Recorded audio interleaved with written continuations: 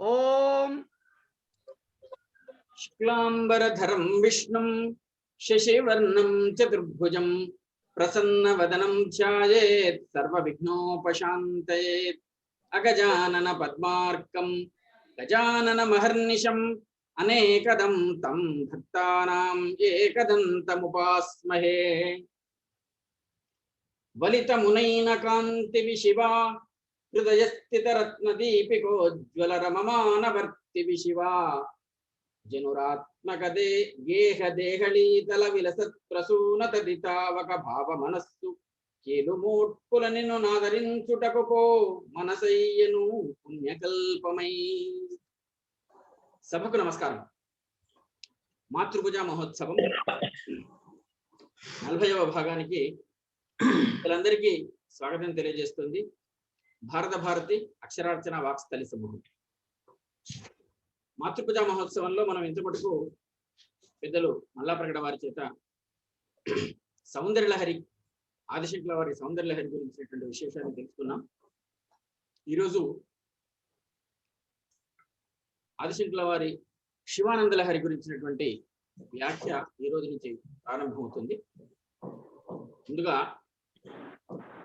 శుద్ధాంతరంగుండు సుప్రసన్నాచార్య గారు మెచ్చిన ఎట్టి సారమతియు, శుద్ధాంతరంగుండు సుప్రసన్నాచార్య గారు మెచ్చిన ఎట్టి సారమతియు, ఆర్ష సాహిత్యంబున పోషణము బట్టి వ్యాఖ్యానమును చేయు పండితుండు, ఐంకార రూపిణి ఆత్మలో నటింప జ్ఞానాధ్వమున సాకు జ్ఞానధనుడు, దిగ్ధచేతస్వియై జిళ్ళెల్ల మూడిలో వెలయు అమ్మను గొల్చు విబుధమతియు, సత్యము శివము సుందర సారమైన సాహితీ దీప్తి చిన్నంద స్వాంతమందు, నిత్య సాధనా బోధనా నియతశీలి ప్రథిత మల్లా ప్రకట వంశవరుడు ఘనుడు, అమలుడాచార్యవర్యున కంజలింతు, అమలుడాచార్యవర్యున కంజలింతు.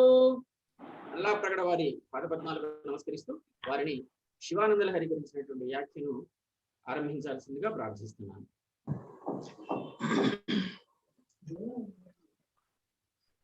నమః శివాభ్యాం నవయౌవనాభ్యాం పరస్పరాశ్లిష్ట వపుర్ధరాభ్యాం నగేంద్ర కన్యా వృషకేతనాభ్యాం నమో నమః శంకర పార్వతీభ్యాం. ఆది దంపతులైన పార్వతీ పరమేశ్వరుల పాదార విందాలకు సభక్తికంగా సహస్రాధికంగా మునుముందుగా ప్రణామాలు సమర్పిస్తూ, భారత భారతికి నిరంతరం అక్షరార్చన సాగిస్తూ అటు సాహిత్య సంసేవనము, ఇటు ఆధ్యాత్మిక వరివస్య ఉచ్ఛ్వాస నిశ్వాసాలుగా పురోగమిస్తున్న ఈ సంస్థ సారథులైన పెద్దలు డాక్టర్ గిరిజా మనోహర్ బాబు గారు, పెద్దలు శ్రీ పాలకుర్తి రామమూర్తి గారు, శ్రీ కుందావంచుల కృష్ణమూర్తి గారు, శ్రీ నారుమంచి వెంకట అనంతకృష్ణ గారు, ఇంకా ఎందరెందరో మహనీయులు, అందరికీ ముందుగా నా నమస్కారాలు. ఈనాటి ప్రభాత వేళలో పరమ వాత్సల్యంతో నాకు ఆశీస్సులు అందించిన గురువర్యులు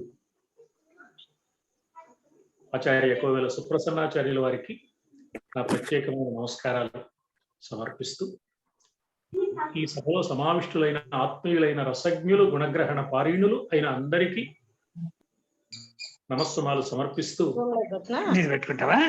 వేల జన్మల పుణ్యాల పంటగా మహర్షులు అందించిన మహత్తరమైన వాంగ్మయంతో నాకు లభించిన కొద్దిపాటి పరిచయం ఆధారంగా నాలో కలిగిన ఆనంద అనుభూతిని మీతో పంచుకునే ప్రయత్నం చేస్తాను.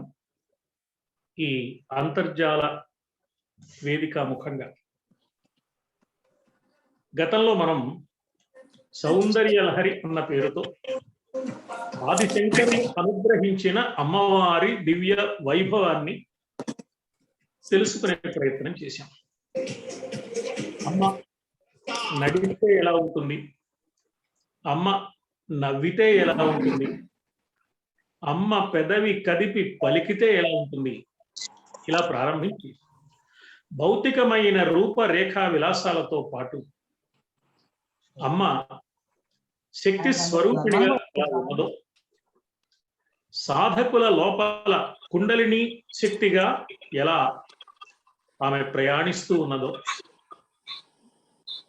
శ్రీచక్ర రూపంగా మంత్ర యంత్ర తంత్ర స్వరూపిణిగా అమ్మ భక్తుల అభ్యుదయానికి బాధ్యురాలుగా ఎలా ఉన్నదో, ఇలాంటి ఎన్నో విశేషాలను ఆదిశంకరులు మనకు అనుగ్రహించారు. ఆ విశేషాలను యథావకాశంగా మనం పంచుకున్నాం. జగద్గురువులైన ఆదిశంకరులు అందించిన స్తోత్ర కావ్యాలలో సౌందర్యలహరి తరువాత చెప్పుకోదగిన రచన శివానందలహరి అనిపిస్తుంది. ఈ శివానందలహరిలో శాస్త్ర సంబంధమైన మంత్రశాస్త్ర విశేషాలు కానీ, యోగ రహస్య విశేషాలు కానీ సౌందర్యలహరిలో వలె అంతగా కనిపించవు. అయితే అసలు ఈ శివానందలహరి అన్న పేరే కొంచెం ప్రత్యేకంగా కనిపిస్తుంది. మనం శివుణ్ణి స్తోత్రం చేస్తాం. జగద్గురువులైన ఆదిశంకరులు ఈ స్తోత్రంలో శివుని దివ్య వైభవాన్ని కీర్తించారు. శివుణ్ణి స్తోత్రం చేసే రచన ఇది కాబట్టి, తనను స్తోత్రం చేసే భక్తులను చూసి శివుడు ఆనందిస్తాడు కాబట్టి ఇది శివానందలహరి అని అనుకోవచ్చు. కానీ ఆశ్చర్యం ఏమిటంటే ఆదిశంకరులు గ్రంథ రచనలో ఎంతటి విశిష్టత ఉంటుందో ఆ కావ్యానికి పేరు పెట్టడంలో కూడా అంతటి విశిష్టత ఉంటుంది అని అనిపిస్తుంది మనకు. ఎందుకంటే ఇంకో కోణంలో పరిశీలిస్తే శివుణ్ణి స్తోత్రం చేస్తే ఈ సృష్టిలో అందరికంటే ఎక్కువగా ఆనందించేది ఎవరు అంటే శివా అయిన అమ్మవారు. అందుకని శివా అయిన అమ్మకు ఆనందాన్ని కలిగించే కావ్య లహరి, స్తోత్ర లహరి, శ్లోక లహరి ఈ శివానంద లహరి అని కూడా అనిపిస్తుంది. ఈ శివానంద లహరి అన్న పేరు ఒక్కసారి మనం చూస్తే ఈ పేరులో 3 భాగాలు మనకు కనిపిస్తాయి. శివ, ఆనంద, లహరి. అంటే ఈ స్తోత్రం ఒక లహరి, అంటే ఒక ప్రవాహం. మళ్ళీ మళ్ళీ తరంగాలుగా పొంగులు వారుతూ వచ్చే ఒక మహాప్రవాహాన్ని లహరి అంటాం. ఏమిటి ఆ తరంగాలు? ఎలాంటి తరంగాలు అవి అంటే అవన్నీ ఆనంద తరంగాలు. ఆనందమే తరంగాలుగా వ్యక్తమైతే అవి ఆనంద తరంగాలు. అంతవరకు బాగానే ఉంది. మరి ఆనందం అంటే ఏమిటి? ఆనందం అంటే ఏముందండి? సుఖం అంటే కాదు. సుఖం అనేది కేవలం శరీరానికి సంబంధించి, ఇక శరీరానికి సంబంధించిన సుఖం కూడా తాత్కాలికమే. ఎందుకంటే ఈవేళ సుఖంగా అనిపించింది రేపు సుఖంగా అనిపించకపోవచ్చు. పైగా సుఖాన్ని కలిగించే మరొక పదార్థం మీద ఆధారపడి ఉంటుంది. అందువల్ల సుఖం ఆనందం కాదు. సుఖం వేరు, ఆనందం వేరు. ఈవేళ అనుకూలంగా ఉన్నది రేపు ప్రతికూలంగా అనిపిస్తుంది శరీరానికి. ఈ సుఖం విషయంలో ఈవేళ సుఖంగా ఉంది, అనుకూలంగా, బాగా మంచి చలికాలం, వేడివేడి నీళ్లతో స్నానం చేస్తే సుఖంగా అనుకూలంగా ఉంటుంది. కాస్త ఋతువులు మారి వేసవి ప్రవేశిస్తే ఈ వేడి నీళ్ల స్నానం ఎందుకబ్బా అనిపిస్తుంది. బాగా వేసవి కాలంలో బాగా చలువ చేసే యంత్రాలు, చలువ గాలిని మనకు ప్రసారం చేసే యంత్రాలతో కూడిన గదిలో పడుకుంటే హాయిగా ఉంటుంది. చలికాలం వచ్చాక ఇది ప్రతికూలంగా అనిపిస్తుంది, అనుకూలంగా అనిపించదు, సౌకర్యంగా అనిపించదు. ఇలా మన నిత్య జీవితాన్ని పరిశీలించుకుంటే సుఖం అనేది ఎప్పుడూ ఒకే విధంగా ఉండదు, లేదు అనే విషయం మనకు అనుభవంలోకి వస్తూనే ఉంది. కాబట్టి ఈ ఉదాహరణలు చూస్తే, మన జీవితంలో కనిపించే ఉదాహరణలన్నీ చూసినప్పుడు సుఖం ఆనందం కాదు అని తెలుస్తుంది. సరేనయ్యా, సుఖం ఆనందం కాదు, పోనీ సంతోషం అనుకోవచ్చా అంటే బాగా ఆలోచిస్తే అది కూడా కాదు అని స్పష్టమవుతుంది. ఎందువల్ల అంటే సుఖం లాగానే సంతోషం కూడా తాత్కాలికంగా అది మారిపోతూ ఉంటుంది. సుఖం ప్రధానంగా శరీరానికి సంబంధించింది అయితే సంతోషం ప్రధానంగా మనస్సుకు సంబంధించింది. కనుక ఆనందం సుఖము కాదు, సంతోషము కాదు. ఎందుకంటే ఒకప్పుడు సంతోషం కలిగించే సన్నివేశమే మరొకప్పుడు విచారంగా. కాబట్టి ఆనందం వేరు,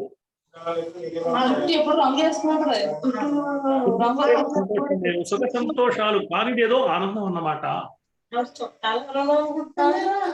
ఆలోచిస్తే మన లోపలికి మనం వెళ్ళి పరిశీలించుకుంటే సుఖ సంతోషాలు అన్న పేరుతో పిలువబడుతున్న వాటికి ఆనందం అనే పేరుతో ఏ తత్వాన్ని పిలుస్తున్నామో దానికి ఉన్న వ్యత్యాసం మనకు తెలుస్తుంది. తనలో తనకే ఆత్మలో కలిగే యథార్థమైన ఆనందమే ఆనందం తప్ప అది సుఖం కానీ సంతోషం కానీ కాదు. ఈ తనలో తనకి ఆనందం కలగడానికి ఇతర వస్తువులతో పని లేదు. ఇది తనలోనే ఉండే ఆనందం. ఇది ఒక్కమారు అనుభవానికి వచ్చిందా ఇది మారేది కాదు, నశించేది కాదు. సుఖం ఒకప్పుడు దుఃఖంగా మారవచ్చు, సంతోషం ఒకప్పుడు విచారంగా పరిణమించవచ్చు, కానీ యథార్థమైన ఆనందం ఒక్కసారి జీవితంలో అనుభవానికి వస్తే అది ఎప్పుడూ ఆనందంగానే ఉంటుంది, కానీ మరొక విధంగా మారగలిగే అవకాశం ఉండదు. అలాంటి దాన్నే ఆనందం అంటాం. అలాంటి ఆనందం నిత్యము తన లోపల కెరటాలు కెరటాలుగా వస్తూ ఉంటే ఆ ఆనందాన్ని ఆనంద లహరి అనుకోవచ్చు. అయితే ఈ ఆనందం ఎలాంటి ఆనందం అంటే శుభాన్ని కలిగించే ఆనందం. మానవ లోకానికి సంబంధించిన లౌకిక విషయాల వల్ల కలిగేది కాదు. కాబట్టి ఈ ఆనందం అలౌకికం, అంటే దివ్యమైన ఆనందం. ఇది మంగళప్రదమైనది కూడా. ప్రాపంచిక విషయాలతో పనిలేనిది కాబట్టి ఇది శాశ్వతత్వాన్ని కలిగి ఉంటుంది, ఎప్పుడూ ఉంటుంది ఆనందం. తానెవరో, తానేమిటో, తనకు ఈ సృష్టికి ఉండే అనుబంధం ఏమిటో, ఈ సృష్టికి అధిపతిగా ఉన్న దైవంతో తనకున్న సంబంధం ఏమిటో అనుభవానికి వచ్చినప్పుడు కలిగే ఆనందం ఇది. అంటే జ్ఞానమే ఇక్కడ ఆనంద రూపంగా వ్యక్తమవుతోంది అన్నమాట. నిత్య జీవితంలో మనం ఏం చేస్తూ ఉంటామంటే చాలా సందర్భాల్లో తెలియక, భ్రాంతి వల్ల, అంటే అజ్ఞానం వల్ల ఆనందం ఎంత మాత్రము కాని ఎన్నింటినో కావచ్చు, సంతోషాలు కావచ్చు. సార్ మీరు అన్మ్యూట్ చేసుకోండి సార్, ఒకసారి మల్లాప్రగడ వారు మీరు అన్మ్యూట్ చేసుకొని మాట్లాడండి సార్. హలో అయ్యా సార్, మీరు అన్మ్యూట్ చేసుకొని మాట్లాడండి. మీరు మిగతా వాళ్ళని మ్యూట్ చేశారు. ఈ ఆనందం ఎలాంటిది అని ఆలోచిస్తే మన నిత్య జీవితంలో అసలు ఆనందమే కాని ఎన్నింటినో మనం ఆనందం అని అనుకుంటూ ఉంటాం. ఇది ఎలాంటిది అని పరిశీలిస్తే ఓ పదార్థం ఉంది, దానికి ఏ రుచి లేదు. మనం ఏం చేసామంటే పైన తేనె పూసి ఆస్వాదించి అబ్బా ఇది చాలా రుచిగా ఉంది అనుకుంటున్నాం. పైన మనం పూసిన తేనెకు ఉన్న రుచి తప్ప ఆ పదార్థంలో ఏ రుచి లేదు.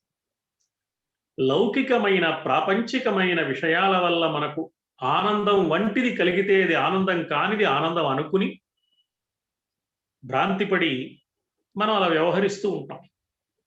అలా కాక అసలు సిసలైన ఆనందాన్ని చిదానందం అని, బ్రహ్మానందం అని పిలుస్తూ ఉంటారు. నిజానికి ఇది తన ఆత్మలో కలిగేది, తనంతట తానుగా కలిగేది. ఇతర పదార్థాల వల్ల, పరిస్థితుల వల్ల, వ్యక్తుల వల్ల కలిగేది కాదు. వాటితో ప్రమేయం లేకుండా కలిగే సహజ సిద్ధమైన ఆనందం. ఒక విధంగా చెప్పాలంటే ఇది బ్రహ్మానందం కంటే కూడా ఎన్నో రెట్లు విశిష్టమైంది అనిపిస్తుంది. మనకు లలితా సహస్రంలో ఒక మాట ఉంది, స్వాత్మానందలవీభూత బ్రహ్మాది ఆనంద సంతతి. బ్రహ్మానందాలు ఎన్నో ఎన్నో ఎన్నో ఉంటే వాటన్నింటినీ అతి చిన్నదిగా చూపించగలిగేది ఆత్మానందం. యథార్థంగా ఈ ఆత్మానందం అని దేన్ని పిలుస్తారో దాన్నే ఈ శివానంద లహరికి పేరు పెట్టినప్పుడు శివానందం అని వ్యవహరించారు జగద్గురువులు అనిపిస్తుంది. శివము అనే మాటకు శుభం, జ్ఞానం, మంగళం, చైతన్యం, శాంతం, అసలైన నిజమైన శాశ్వతమైన ఆనందం అని చెప్పవచ్చు. ఇదే శివానందం. ఈ ఆనందం మనలో మళ్ళీ మళ్ళీ తరంగితం అవుతూ ఉంటుంది. కెరటం ఒకటి వచ్చి ఆగిపోయిన తర్వాత ఇంకో కెరటం వస్తుంది, ఇంకో కెరటం వస్తుంది. ఇలా ఆనందం నిరంతరము తరంగాలు తరంగాలుగా మనలో వస్తూ ఉంటే ఆ ఆనందం జ్ఞాన సంబంధమైంది అయితే, అది స్వాత్మానంద లవీభూత బ్రహ్మాద్య ఆనంద సంతతి అని చెప్పిన స్వాత్మానందం అయితే, అది శివానందం అయితే, అది శివ ఆనంద లహరి. ఈ శివ ఆనంద లహరిని మానవాళికి అనుగ్రహించిన మహనీయులు జగద్గురువులైన ఆదిశంకరుడు.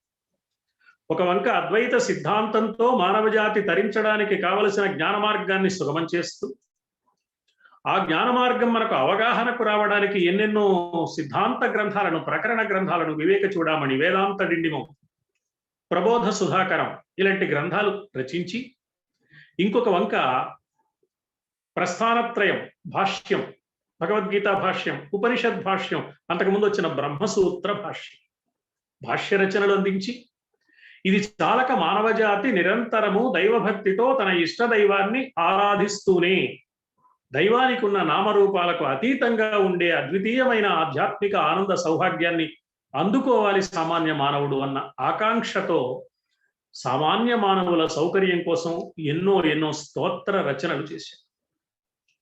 ఈ స్తోత్ర రచనలకు కూడా లక్ష్యం, ఆ రచనలకు ఏది లక్ష్యమో దీనికి అదే లక్ష్యం. అంటే జ్ఞానాన్ని ఉపదేశించడమే లక్ష్యం.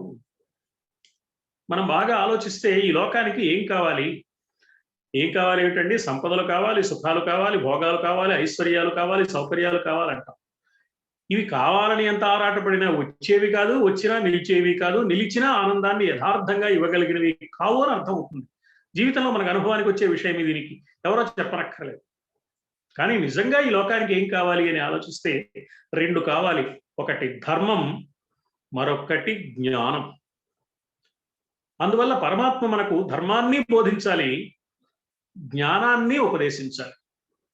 ఎందుకు అంటే మానవులు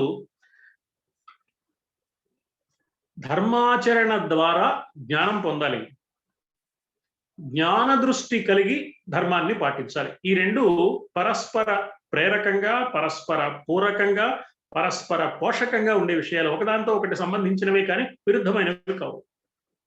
అందుకని లోకానికి జ్ఞానము అవసరమే, ధర్మము అవసరమే. లోక రక్షణ తన లక్ష్యంగా ఉన్న పరమాత్మ ఈ లోక రక్షణ కోసం ఎన్నో అవతారాలు ధరించాడు.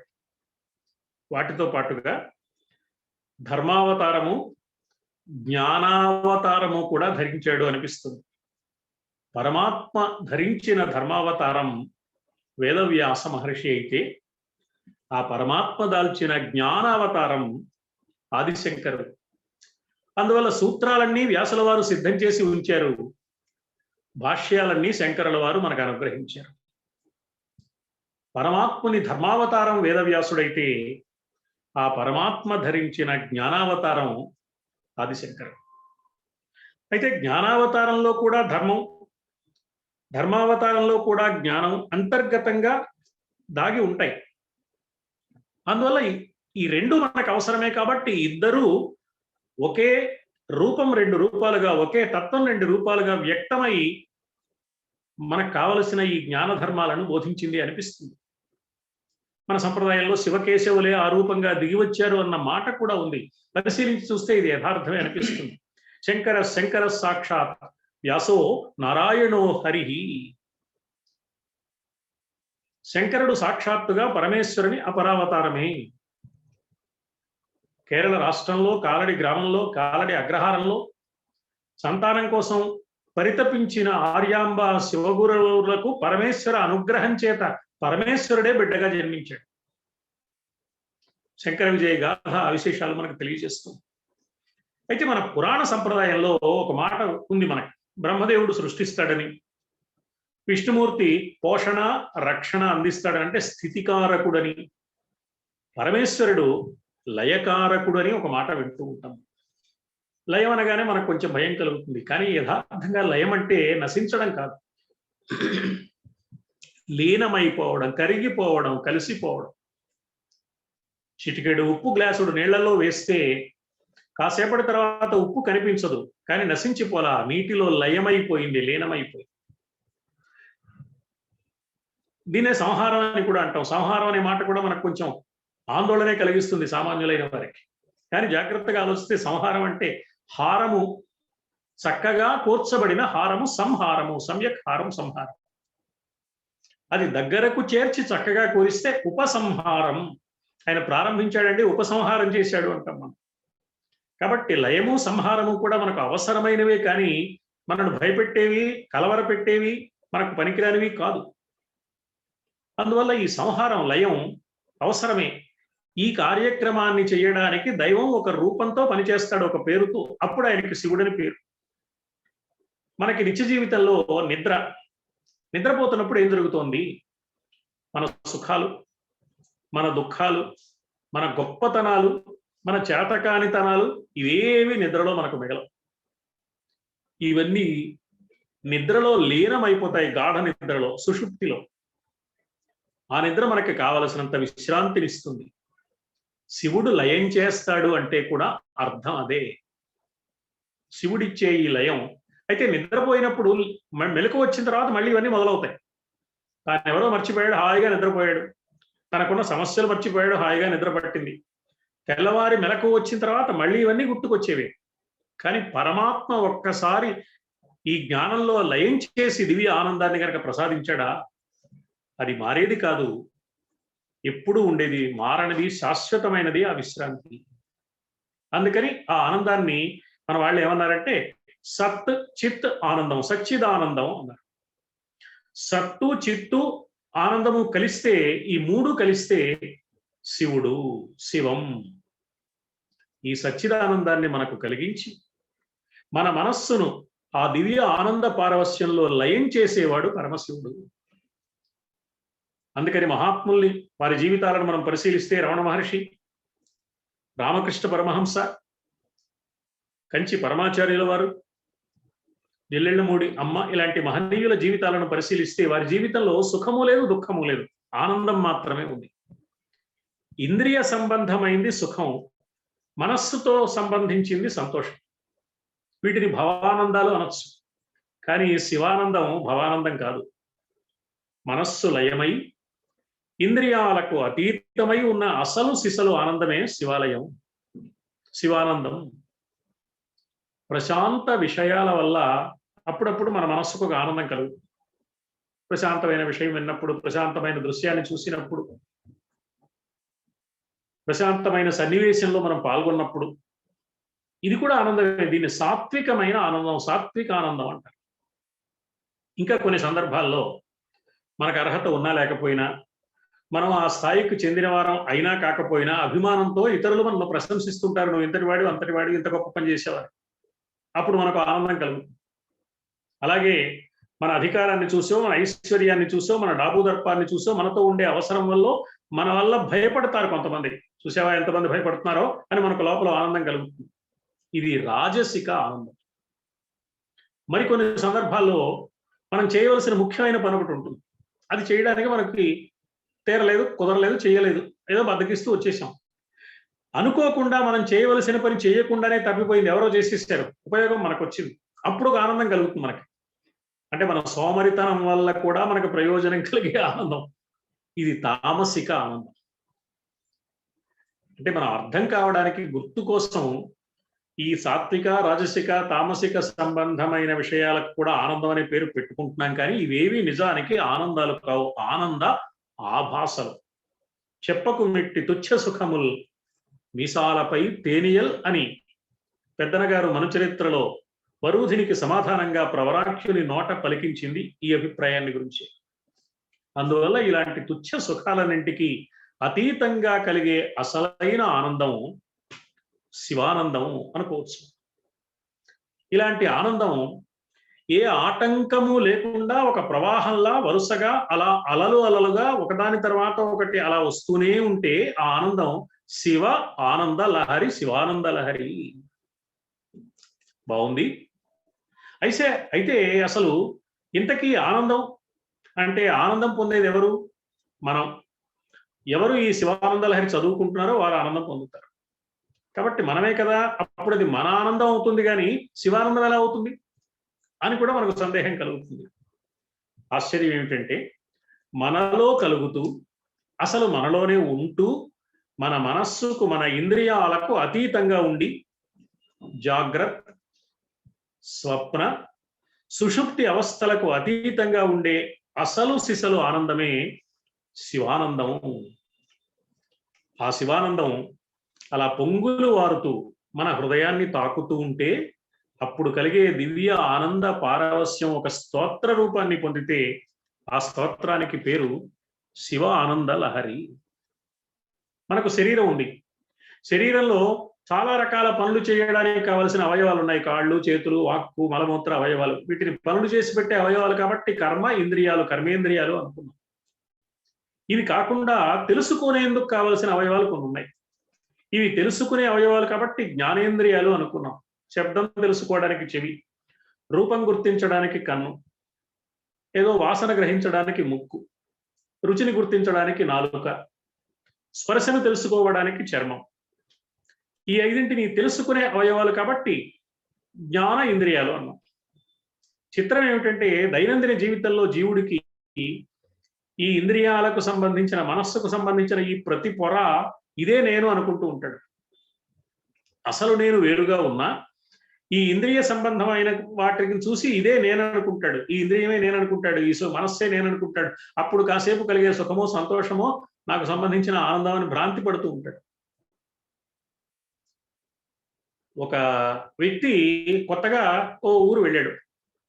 వెళ్తే ఎవరో చెప్పారు, ఆ ఊరు వెళ్తున్నావు కదా, అక్కడ మంచి విష్ణువాలయం ఉందయ్యా, పెద్ద విష్ణువాలయం, చాలా బాగుంటుంది, నువ్వు చాలా ఆనందిస్తావు, తప్పకుండా ఆలయం చూసిరా, ఏదో సమయంలో అవకాశం చూసుకుని నువ్వు అక్కడ ఉండే 1-2 రోజుల్లో అని చెప్పారు. మనవాడు విష్ణువాలయం చూడడానికి వెళ్ళాడు. వెళ్ళగానే ఆ ప్రధానమైన గాలిగోపురం నుంచి లోపలికి అడుగు పెడుతూ ఉండగానే అక్కడ అటు ఇటు ఇద్దరు కనపడ్డారు. విష్ణు అంటే ఈయనకు అభిప్రాయం ఉంది, 4 చేతులు కలిగి ఉంటాడు, శంఖచక్ర గదా పద్మాలు ధరించి ఉంటాడని. అటు ఇటు ఉన్న ఇద్దరు కూడా అలాగే ఉన్నారు. నిజానికి వాళ్ళు ద్వారపాలకులైన జై విజయులు. ఓహో, విష్ణు ఇక్కడే ఉన్నవాడు అనమాట అనుకున్నాడు. ఈయన పాపం 10 కొబ్బరికాయలు కొట్టాలని పట్టుకెళ్ళాడు. అక్కడ 2 కొబ్బరికాయలు కొట్టేశాడు. విష్ణువు కనపడ్డాడు. సరే లోపలికి వెడదాం అనుకుని లోపలికి వెళ్ళాడు. మళ్ళీ ఆ ఆలయంలో అడుగు పెట్టబోతుంటే ఆ ప్రదక్షిణ ప్రదేశానికి అనువైన చోట అక్కడ మళ్ళీ ఇద్దరు కనపడ్డారు. వాళ్ళు విష్ణుమూర్తులాగే ఉన్నారు. ఓహో, ఇక్కడ ఉన్నాడు అనమాట అనుకుని మళ్ళీ 2 కొబ్బరికాయలు కొట్టాడు. ప్రధానమైన ఆలయంలో ప్రవేశిస్తూ 2 కొట్టాడు. ఇలా జయ విజయులు కనిపించిన ప్రతి చోట కొబ్బరికాయలు కొట్టుకుంటూ అసలు ఆలయంలోకి వెళ్ళాడు. అక్కడ విష్ణుమూర్తి కనపడ్డాడు. కనపడేప్పటికీ ఈ దగ్గర కొబ్బరికాయలు అయిపోయాయి. అయ్యయ్యో అయ్యయ్యో అనుకున్నాడు. జయ విజయులను చూసి విష్ణుమూర్తి అనుకోవడం ఎటువంటిది అంటే అంతకు ముందు అక్కడున్న విష్ణుమూర్తి రూపాన్ని అతడు చూడలేదు కాబట్టి. అసలైన యథార్థమైన పరమాత్మ సంబంధమైన దివ్య ఆనందం అనుభవానికి వచ్చేటంత వరకు ఆనందం కాని మామూలు వాటిల్ని ప్రతి పొరని ఆనందం అనే అనుకుంటూ ఉంటాం.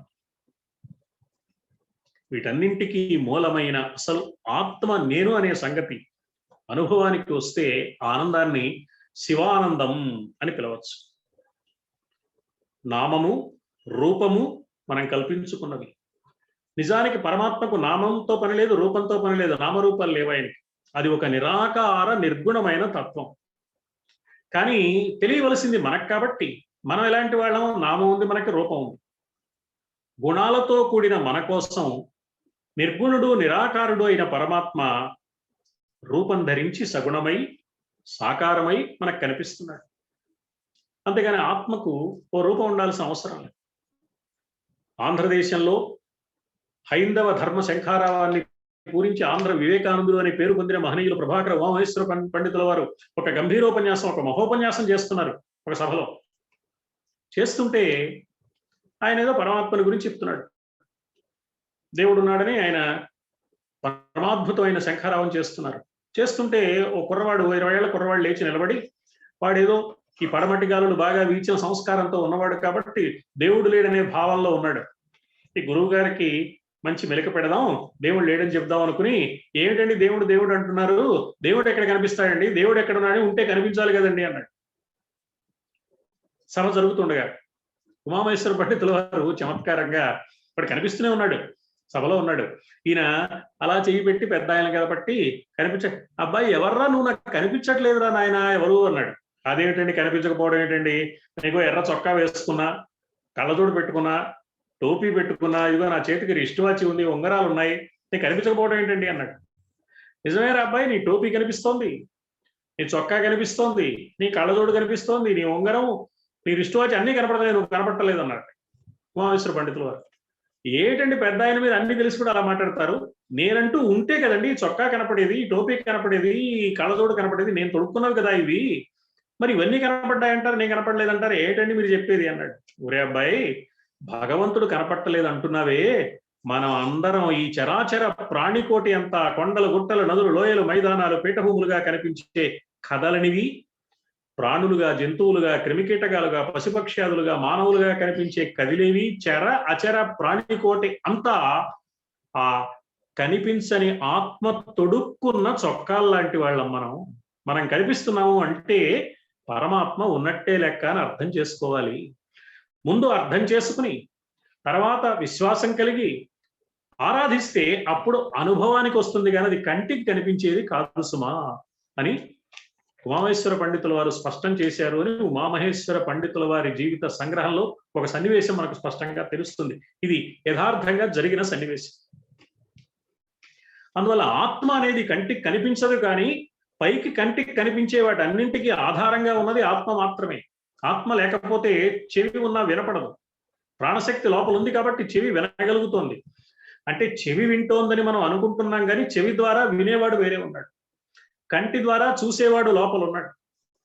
అందుకే అన్ని ఇంద్రియాలకి సంకేతంగా ఒక కన్ను చెప్పి మన వాళ్ళు, అతడు కన్ను కలిగిన వాడు స అక్షి సాక్షి.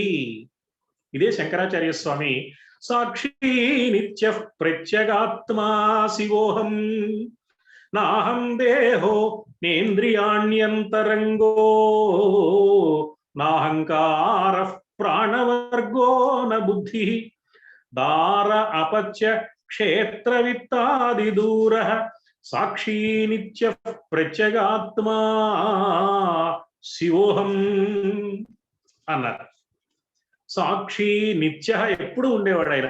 ప్రత్యేగాత్మ అంటే మన ఆలోచన, మన దృష్టి బహిర్ముఖం కాక వెనక్కి తిరిగి లోపలికి వెళ్ళడం, వెనక్కి తిరిగి చూడడం అంటే అంతర్ముఖత్వం పొందినప్పుడు అర్థమయ్యేది, అనుభవానికి వచ్చేదే ఆనందం. అందువల్ల ఈ ఆత్మనే నిరాకార నిర్గుణ తత్వాన్ని మాత్రమే దైవం అని పిలుస్తారు. ఆ దైవం అంతటా ఉంటాడు, సర్వాంతర్యామి.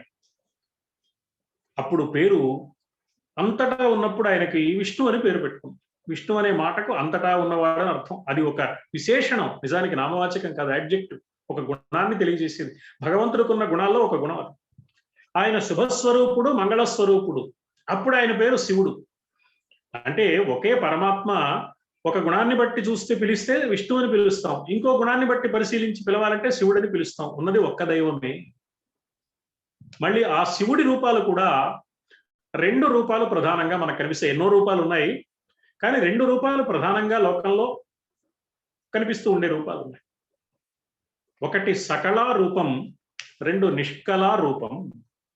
నిష్కళా రూపం అంటే ఏ కళలు ఉండవు, ఏ వైభవాలు ఉండవు, నెలవంక కనిపించదు, జటాజూటం కనిపించదు, గంగ కనిపించదు, సర్పాభరణాలు కనిపించవు, విభూతి రేఖలు కనిపించవు, చేతిలో డమరకం కనిపించదు, త్రిశూలం కనిపించదు, పక్కన అమ్మవారు కనిపించదు, ఎదురుగా నందీశ్వరుడు కనపడ్డు, ఏమీ ఉండదు, పూర్తిగా లింగాకారం ఉంటుంది.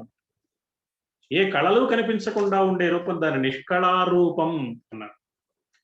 అలా నిష్కళారూపమే తన స్వరూపమైన పరమాత్మ మన కోసం ఇవన్నీ ఏర్పాటు చేసుకుని వచ్చాడు. పైగా సకుటుంబంగా కూడా కనిపిస్తాడు. ఒక పక్కన కుమారస్వామి, ఇంకో పక్కన గణపతి, ఇలా ఉండి ఫ్యామిలీ ఫోటోతో కనిపిస్తూ ఉంటాడు పరమేశ్వరుడు.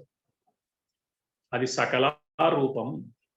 జీవుల కోసం ఆ రూపంలో వచ్చాడు ఆయన. ఆయనకు ఆ రూపంతో పని లేదు, కానీ అందుకోసం వచ్చాడు. ఒకడు కాలు జారి ఎట్లో పడిపోయాడు, కొట్టుకుపోతున్నాడు, వాడికి ఈత రాదు పాపం. ఆ దారి వెంట వెళుతూ రక్షించే మనస్తత్వం ఉన్నవాడు, ఈత వచ్చిన సామర్థ్యం ఉన్నవాడు ఒకడు చూసి ఆ నదిలోకి కోరి దిగాడు వాడిని బయటికి తీసుకురావడానికి. ఒకడు జారి పడినవాడు, ఇంకొకడు కోరి దిగినవాడు. జారి పడినవాడు జీవుడు, కోరి దిగినవాడు శివుడు. అతడు కూడా మనలాగే ఓ రూపం ధరించినట్టు కనపడతాడు, కానీ మనం ధరించిన రూపం వంటిది కాదు అది. అందువల్ల అతన్ని మనం ఆరాధించి అతడి తత్వాన్ని అర్థం చేసుకుని సర్వ సమర్పణం చేస్తే ఎంత ఆనందం కలుగుతుంది. ఈ సర్వ సమర్పణం చేయడం, చేసినప్పుడు కలిగే ఆనందం, దీనికి మన సంప్రదాయంలో భక్తి అని పేరు పెట్టుకుంటే, భక్తికి ప్రాధాన్యం ఇచ్చిన రచన శివానంద లహరి. ఇందులో శాస్త్ర విషయాల కన్నా భక్తికి సంబంధించిన విషయాలు, ఇది ఒక భక్తి శాస్త్రం. ఒకవేళ శాస్త్రం అనుకుంటే ఇది భక్తి శాస్త్రం. సాత్వస్మిన్ పరమ ప్రేమ రూప అన్నాడు నారద మహర్షి నారద భక్తి సూత్రాలు. అంటే సాతు అస్మిన్ పరమ ప్రేమ రూప, అస్మిన్ అతని యందు, పరమాత్మ యందు పరమమైన ప్రేమ రూపంగా ఉండే మనస్తత్వం ఏది ఉందో దాన్ని భక్తి అంటారు. ఇదే భావం మరొక భాషలో చెప్పాడు శాండిల్య భక్తి సూత్రాల్లో శాండిల్యుడు కూడా.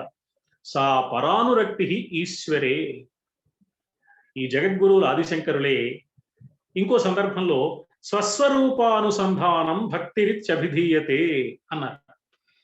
అంటే తన స్వరూపం ఏదో తాను అనుభవానికి తెచ్చుకోవడం, అందుకోసం చేసే ప్రధానమైన ప్రయత్నం భక్తి.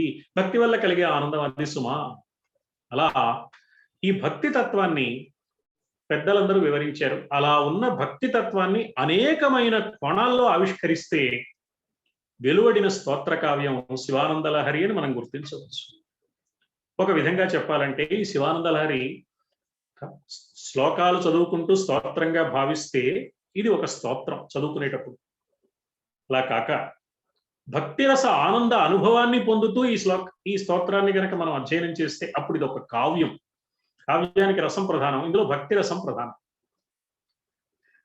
ఇంతేకాక మనస్తత్వ పరిశీలనతో దీన్ని అర్థం చేసుకునే ప్రయత్నం చేస్తే, ఎందుకంటే శివానంద లహరిలో చాలా సందర్భాలలో మనస్సును గురించి వివరించారు ఆదిశంకరులు. మనస్సు ఎన్ని రకాలుగా ఉంటుందో చెప్పారు, మనస్సుకున్న లోపాలు చెప్పారు, మనస్సుకున్న గుణాలు చెప్పారు.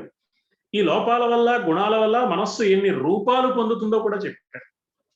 అందువల్ల మనస్తత్వ పరిశీలనతో అర్థం చేసుకుని ఈ స్తోత్ర కావ్యాన్ని మనం అధ్యయనం చేయగలిగితే అప్పుడు ఇది ఒక శాస్త్రంగా అనిపిస్తుంది.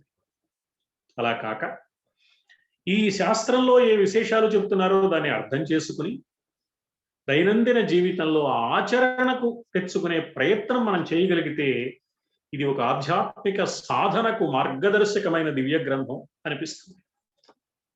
అందువల్ల ఇన్ని కోణాలలో నుంచి పరిశీలించడానికి వీలైన ఒక పరమాద్భుతమైన దివ్య రచన జగద్గురువు మనకు అనుగ్రహించారు.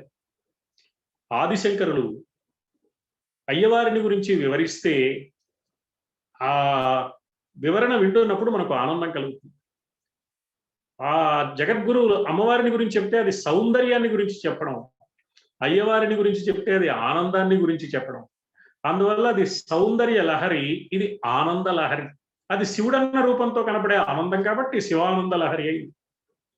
అమ్మ శివుడుగా దర్శనమిస్తే ఎలా ఉంటుందో ఆ అనుభూతి, ఆ ఆనందం ఈ శివానంద లహరిగా దిగి వచ్చింది అనిపిస్తుంది. ఇంకొక మాట చెప్పుకుంటే జగద్గురువులైన ఆదిశంకరుల ఆలోచన విధానం ఎలాంటిది అంటే మనకు చాలా ఆశ్చర్యం కలుగుతుంది. ఆయన ఏ స్తోత్రం చెప్పినా ఆ స్తోత్రంలో ఏ దైవాన్ని గురించి చెప్తారో ఆ దైవమే పరమదైవం అని వర్ణిస్తారు. శివానంద లహరి చెప్తే శివుడే, మరో స్తోత్రం చెప్తే ఆ దేవుడే, శ్రీరామ భుజంగ ప్రయాత స్తోత్రం చెప్తే రాముడే, శ్రీరామ కరుణామృతం చెప్తే రాముడే, గోవింద స్తోత్రం చెప్తే గోవిందుడే, కృష్ణుడే, సౌందర్య లహరి చెప్తే అమ్మవారే. ఇలా నరసింహుడు, పాండురంగడు. శంకరులు స్తోత్రం చెయ్యని దైవం లేడేమో అనిపిస్తుంది. అడుగు పెట్టని క్షేత్రం లేదు, అభిరుతించని దైవం లేదు. ఆదిశంకరుల జీవితాన్ని మనం పరిశీలిస్తే ఎందుకు అంటే మన అభిరుచులు రకరకాలుగా ఉంటాయి. అందరి అభిరుచులు దృష్టిలో పెట్టుకుని అందరూ దైవం వైపు మరలింపబడాలి అనే దృష్టితో అందరు దేవతల స్తోత్రాలు ఆయన చేశారు. చేస్తే ఆ దైవం పట్ల అతడికి విశ్వాసం ఉంటుంది కాబట్టి నువ్వు ఆరాధించే ఈ దైవం పరమదైవం సుమా, చక్కగా ఆరాధించు అని వారికి ఉత్సాహం కలగడానికి అతడు ఎలా పరమదైవం అవుతాడో చెప్పాడు. మరి ఏ దైవాన్ని గురించి చెప్పినా ఇతడే పరమదైవం అంటే అసలు పరమదైవం ఎవరండి? ఇలా చెప్పొచ్చా? ఏ దైవానికి పడితే ఆ దైవాన్ని నువ్వే పరమదైవం అంటే ఏ నాయకుడి దగ్గర ప్రయోజనం పొందాలంటే ఆ నాయకుడిని నువ్వే గొప్పవాడివి అని చెప్తున్న రాజకీయ ప్రయోజనం లాంటిది కాదా అనే అనుమానం కూడా మనకు వస్తుంది. నిజానికి ఇది శంకరులు కొత్తగా రూపొందించిన విధానం కాదు. వేదవ్యాసుల వారు కూడా ఈ పని చేశారు. వేదవ్యాసుల వారు కాదు, అసలు వేదమే ఈ పని చేసింది. ఇది వేద మార్గం, వైదిక మార్గం కూడా ఇదే. ఎందుకని అంటే దీని ఆంతర్యం ఏమిటని ఆలోచిస్తే, దేవుడు ఒక్కడే సుమా.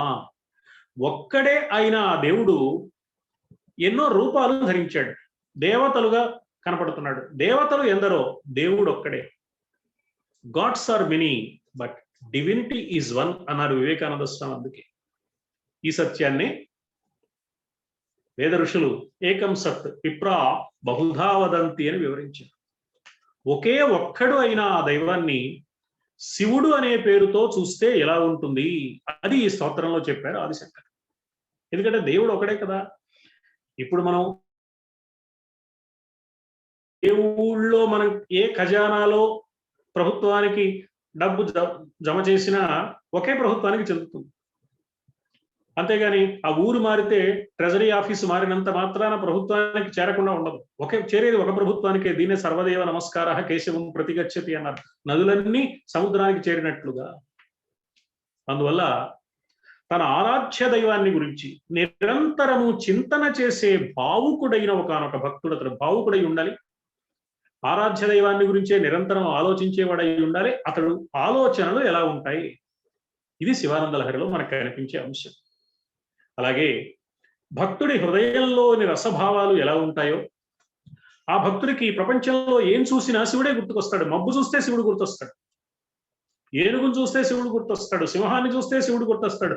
శివుణ్ణి చూస్తే ప్రపంచం అంతా, ప్రపంచంలో ఏది చూసినా శివుడు. అంటే ప్రపంచం శివమయంగా దర్శించిన భక్తుడు. అలాంటి స్వభావం కలిగిన భక్తుడి హృదయ స్పందన కవితా రూపాన్ని పొందితే ఎలా ఉంటుంది, అది శివానంద లహరి అనిపిస్తుంది. తన ఆరాధ్య దైవానికి తాను ఏం సమర్పించగలను అని నిజమైన భక్తుడు అనుక్షణం ఆరాటపడుతూ ఉంటాడు.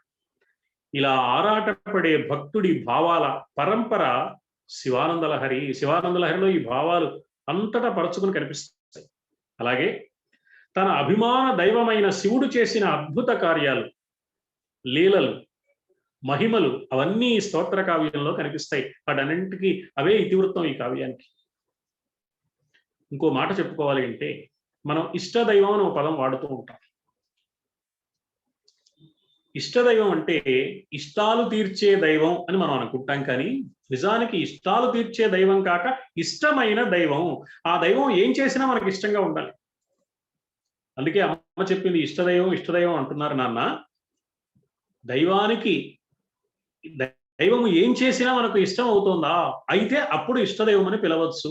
మనకు అనుకూలంగా ఉన్నప్పుడు ఇష్టదైవం, కాస్త తేడా వస్తే ఈ దేవుడు కాదు మరొక దేవుడు అనుకుంటే ఇష్టదైవం ఉంది. ఇంకా అలాగే సత్యసాయి బాబా కూడా చెప్పారు, ఇష్టదైవం ఇష్టదైవం అంటున్నావు బాగానే ఉంది, కానీ దైవానికి ఇష్టమైనట్లుగా నువ్వు ఉంటున్నావా, నీ ప్రవర్తన నీ ఆలోచన సరళి ఉంటుందా పరిశీలించుకో అన్నారు. అలా ఇష్టదైవం మనకు ఎలా ఇష్టదైవం అవుతాడో అందుకు మనం ఏం చెయ్యాలో ఆదిశంకరులు ఈ కావ్యంలో నిరూపించారు అనిపిస్తుంది.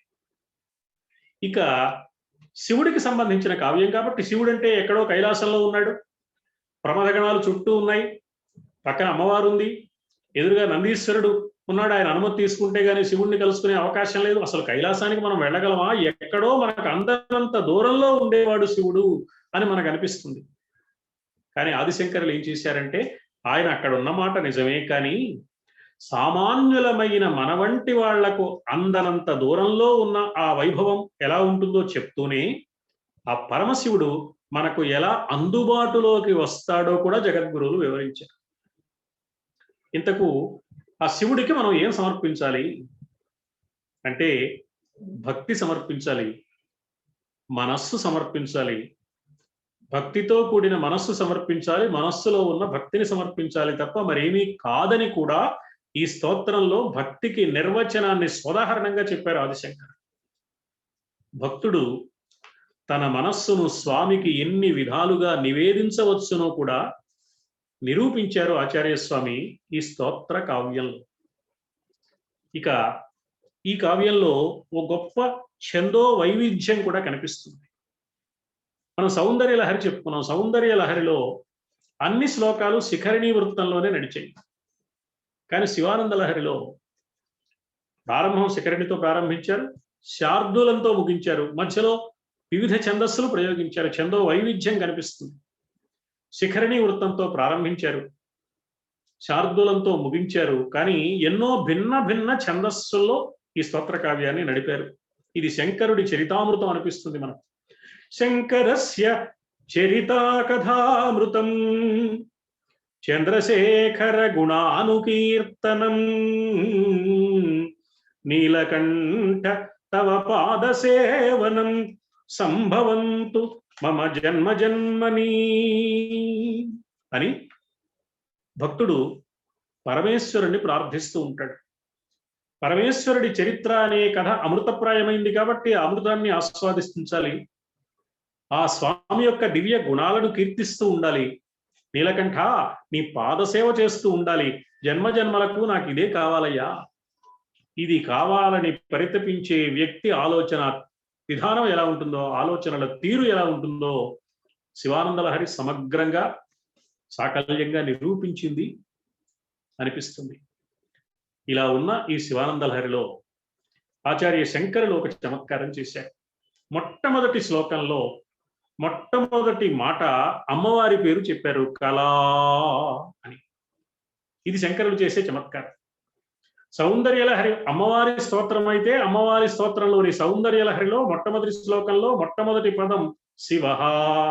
శివశక్త్యా యుక్తో యది భవతి శక్తః ప్రభవితుం నచేత్ ఏవం దేవో న ఖలు కుశల స్పందితుమపి అతః త్వామారాధ్యాం హరిహర విరించాదిభిరపి ప్రణంతుం స్తోతుం వా కథమకృత పుణ్య ప్రభవతి అని ప్రారంభించారు. శివ అని పరమ ఆశ్చర్యకరంగా శివ ఆనంద లహరిని అయ్యవారి స్తోత్రాన్ని అమ్మవారి పేరుతో ప్రారంభించారు. అమ్మవారి పేరు కళా.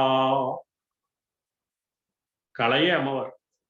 కళాభ్యాం శివానంద లహరిలో మొట్టమొదటి శ్లోకం కళాభ్యాం చూడాలంకృత శశికళాభ్యాం నిజ తపఃఫలాభ్యాం భక్తేషు ప్రకటిత ఫలాభ్యాం భవతు మే శివాభ్యాం అస్తోక త్రిభువన శివాభ్యాం హృది పునర్భవాభ్యాం ఆనంద స్ఫురదనుభవాభ్యాం నతిరియం. ఇయం నతి కళాభ్యాం. ఈ నమస్కారం, ఈ స్తోత్రం, ఈ ప్రశంస ఎవరికి అంటే కళాభ్యాం, కళాస్వరూపులైన ఇద్దరికి, చిత్కళా స్వరూపులు పార్వతీ పరమేశ్వరులు, వాళ్ళిద్దరికీ నమస్కారం అంటున్నారు. కళాభ్యాం అని ప్రారంభించి అయ్యవారి పేరుతో అమ్మవారి పేరుతో అయ్యవారి స్తోత్రం, శివశక్త్యాయుక్తో అని భావించి అయ్యవారి పేరుతో అమ్మవారి స్తోత్రం ప్రారంభించడంలో ఏమిటి ఆదిశంకరుల ఉద్దేశం అంటే ఒక్కటే, ఇద్దరూ ఒక్కటే అని చెప్పడమే ఆదిశంకరుల ఉద్దేశం. అందుకని మొదటి శ్లోకంలో ఇద్దరిని స్తుతించారు. కళాభ్యాం అని ప్రారంభించారు శివానంద లహరిని. కళా అంటే అమ్మవారు. ఇద్దరికీ అభేదము అని చెప్పడమే ఇందులో ఉన్న ఆంతర్యం అని మనం గమనించాలి. ప్రారంభంలోనే శివాశివులు ఇద్దరినీ కీర్తించి వర్ణించిన స్తోత్ర కావ్యం శివానంద లహరి. ఆ ఇద్దరినీ సంస్తుతిస్తూ ఇద్దరికీ చేసే వందనం ఈ కావ్యం అని ప్రారంభించారు ఆదిశంకరులు. ఎలా ఉంటారు పార్వతీ పరమేశ్వరులు? మొట్టమొదటి మాట కళాభ్యాం. ఇద్దరు కళాస్వరూపులు అంటే విద్యాస్వరూపులు. విద్యలన్నీ వేదం నుంచి ఆవిర్భవించాయి కనుక ఆ ఇద్దరు ఎవరు అంటే విద్యాస్వరూపులు. మానవులకు తెలుసుకోవలసిన అన్ని విషయాలు ఆ ఇద్దరే. ఇక్కడ ఒక విషయం మనం గమనించాలి. ఓ విద్య మనం నేర్చుకోవాలనుకున్నాం, ఏ విద్య అయినా కావచ్చు. ఆ విద్య నేర్చుకునేటప్పుడు చాలా ఏకాగ్రత కావాలి. అలాగే దాన్ని శాస్త్రంగానే నేర్చుకోవాలి. అందులో ఉన్న శాస్త్ర రహస్యాలు తెలుసుకోవాలి. ఆ కిటుకులన్నీ అర్థమైతే తప్ప విద్య బాగా పట్టుబడదు. కానీ నేర్చుకున్న తర్వాత మనకు బాగా వచ్చింది అనుకున్న తర్వాత ఎదుటి వారికి అందించాలి అంటే అప్పుడు ఏకాగ్రత కాదు, బహుముఖంగా వివరించాలి, ఎన్నో అంశాలు జోడించాలి, వాళ్ళకి అర్థమయ్యేట్టు ఉదాహరణలు చెప్పాలి, కళాత్మకంగా వివరించాలి. అప్పుడు కానీ ఎదుటి వారికి అందదు. నేర్చుకునేటప్పుడు ఏకాగ్రతతో శాస్త్రంగా అధ్యయనం చేయాలి. ఎదుటి వారికి అందించేటప్పుడు బహుముఖంగా కళాత్మకంగా అందించాలి. అందుకని శాస్త్రము కళ రెండా ఒకటా అంటే ఒకటే, రెండు రూపాలు పొందిన ఒకే తత్వం. శాస్త్రము కళ రెండుగా కనపడుతూ ఒకటే ఎలా అయి ఉన్నదో విద్య, అలాంటి విద్యాస్వరూపులు పార్వతీ పరమేశ్వరులు. రామాయణ కల్పవృక్ష కావ్యంలో ఒక సందర్భంలో కవి సమ్రాట్ విశ్వనాథ వారు అంటారు, వలయు విద్యకు ఐకాగ్ర్యము అభ్యసన వేళ, వలయు విద్యకైకాగ్ర్యము అభ్యసన వేళ, సనును బహుముఖత్వము ప్రదర్శనము వేళ అంటారు కవి సమ్రాట్ విశ్వనాథ్. శాస్త్రంగా నేర్చుకుంటే మాత్రమే అధ్యయనం సిద్ధిస్తుంది.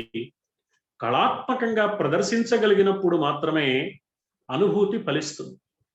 కాబట్టి అధ్యయనం చేసిన శాస్త్రం కళగా అనుభవానికి రావాలి.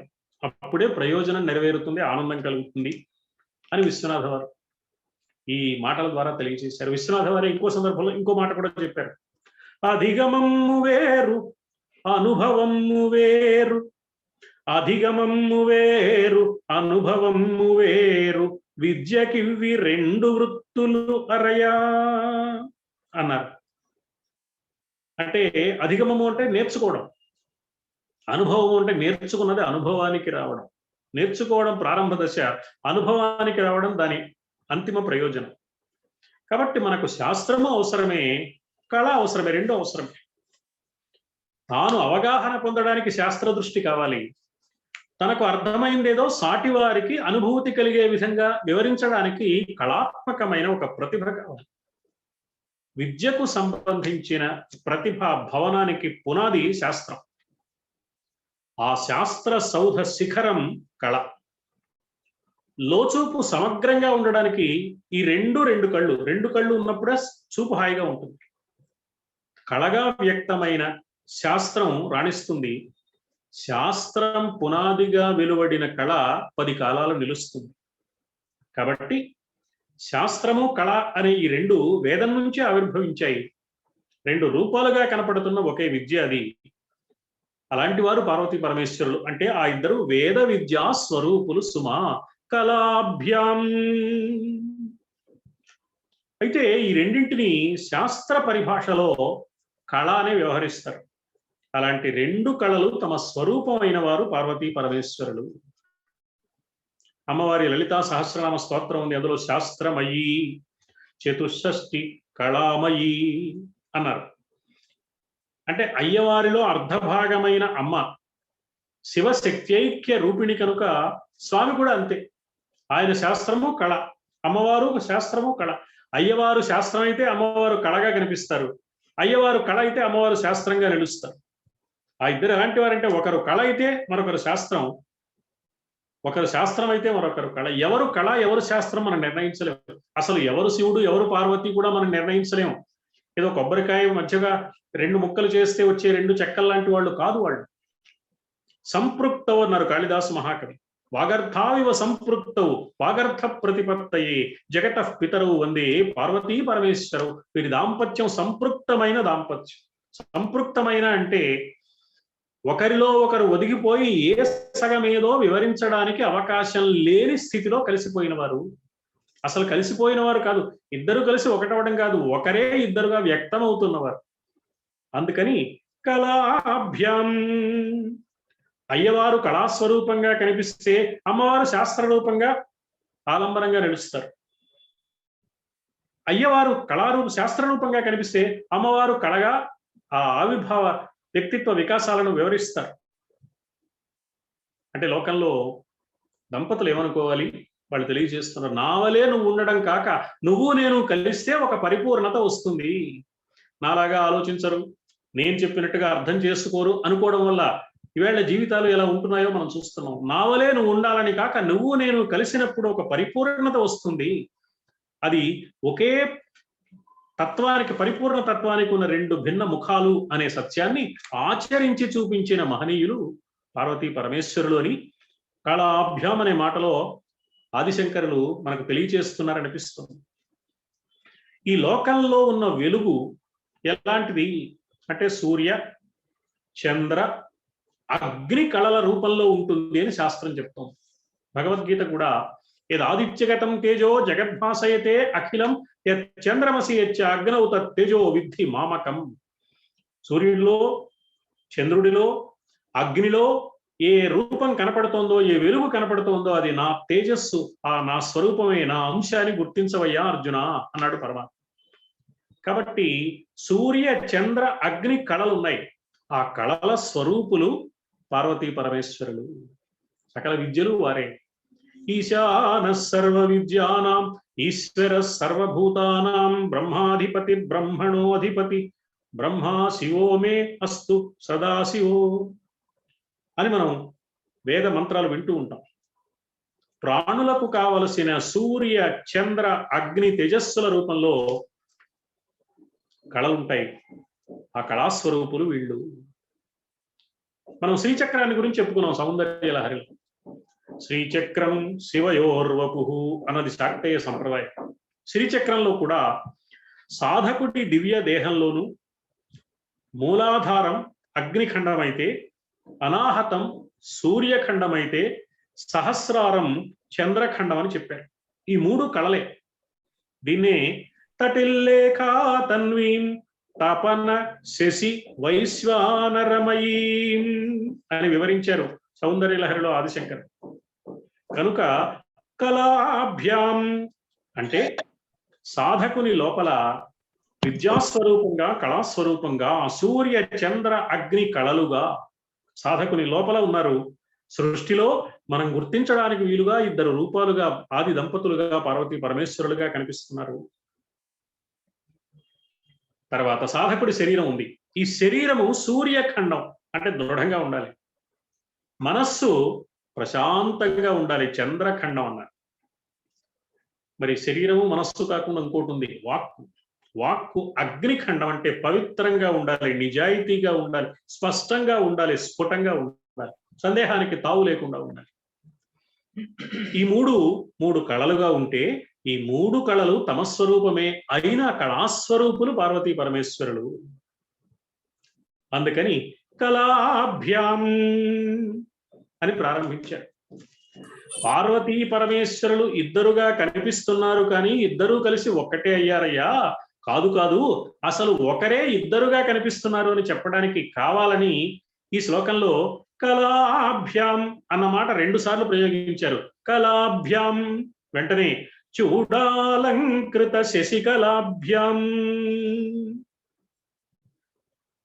భక్తేషు ప్రకటిత ఫలాభ్యాం నిజ తపఃఫలాభ్యాం భక్తేషు ప్రకటిత ఫలాభ్యాం భవతు మే శివాభ్యాం అస్తోక త్రిభువన శివాభ్యాం కళాభ్యాం కళాభ్యాం ఫలాభ్యాం ఫలాభ్యాం శివాభ్యాం శివాభ్యాం హృది పునర్భవాభ్యాం ఆనంద స్ఫురదనుభవాభ్యాం.